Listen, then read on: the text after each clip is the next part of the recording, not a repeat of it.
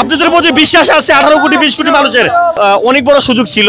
টেলিভিশনের ভিতরে অনেক সময় দুবাই চলে যায় খেলা দিই। ব্যাটসম্যানরা সাইবাসন ছাড়া সেটা আসলে কি করতে পারে নাই। পাকিস্তানকে কালকে বাংলাদেশ খুব ভালোভাবে হারাইবো, কারণ ইন্ডিয়াকে এই পর্যন্ত কেউ আসলে এতটা টেনশনে ভালাই নাই। সবসময় লিটন দার ব্যাট বড় ইনিংস খেলে ইন্ডিয়ার সাথে। ভুল আসলে ভুল তো আসলে এটা পার্ট, ভুল থাকবেই। তবে একমাত্র টিম বাংলাদেশ যারা আসলে পুরো ইন্ডিয়ার আজকে কাঁপাই দিয়েছিল, কিন্তু আসলে শেষ পর্যন্ত ব্যাটসম্যানরা সাইবাসন ছাড়া সেটা আসলে কি করতে পারে নাই। তারপরে আশাবাদী যে পাকিস্তানকে কালকে বাংলাদেশ খুব ভালোভাবে হারাইবো। আজকে যে বোলিংটা করছে বাংলাদেশ, যেখানে 210 রান 20 রান হয়, সেখানে 168 রান। তবে অনেক আশাবাদী, হতাশ হয় নাই, একটু ব্যাটিং হতাশ হয়েছি। তবে আগামীকালকে বাংলাদেশ মেন যে কাজটা সেটা কালকে করবে। তবে অনেক বড় সুযোগ ছিল, কারণ ইন্ডিয়াকে এই পর্যন্ত কেউ আসলে এতটা টেনশনে ভালাই নাই। আজকে বাংলাদেশ যেভাবে ইন্ডিয়াকে টেনশনে ভালাইছিল বোলিং এ, কিন্তু ব্যাটিংটা যদি ভালো হতো, সাইব হাসান যেভাবে ব্যাটিং করছিল, এভাবে আর দু একজন যদি মানে ওকে সাপোর্ট দিতে পারতো, আমার মনে হয় জয়টা আমাদের হতো। তবে আত্মবিশ্বাস আছে ভাইদের প্রতি, কালকে আমাদের হতাশ করবে না। কালকে পাকিস্তানকে হারিয়ে ইনশাআল্লাহ ফাইনালে খেলবো বাংলাদেশ। অনেক আশাবাদী ভাই, আপনাদের মধ্যে বিশ্বাস আছে 18 কোটি 20 কোটি মানুষের। আপনারা কালকে হতাশ করবেন না আমাদেরকে।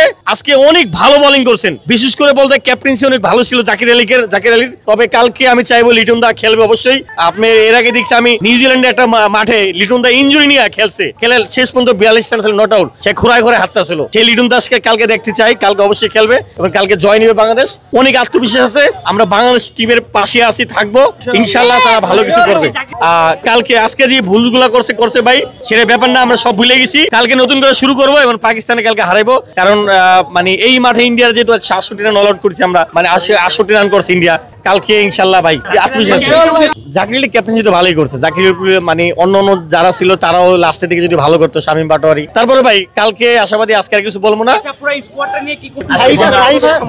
ভাই, এত কিছু আজকে আর বলবো না। ইনশাআল্লাহ কালকে জিতবে ভাই। পারভেজ ইমনের কথা বলতে হয় যে 7 দলে ছিল 0 রান, সেদিক থেকে আপনার 19 বলে 21 রান ভালোই ছিল। তবে এদেরকে আসলে সাপোর্ট দিতে পারলে যারা অন্য যারা ছিল ভালো তো। তবে লিটন দা থাকলে এটা বলা যায় না। তবে লিটন দার ব্যাট সবসময় ইন্ডিয়ার পক্ষে হাসে, সবসময় লিটন দার ব্যাট বড় ইনিংস খেলে ইন্ডিয়ার সাথে। ইন্ডিয়াও একটা আতঙ্কিত থাকে, ভয় থাকে যে লিটন দাস আসলে যে কোনো সময় কিছু করে ফেলাইতে পারে।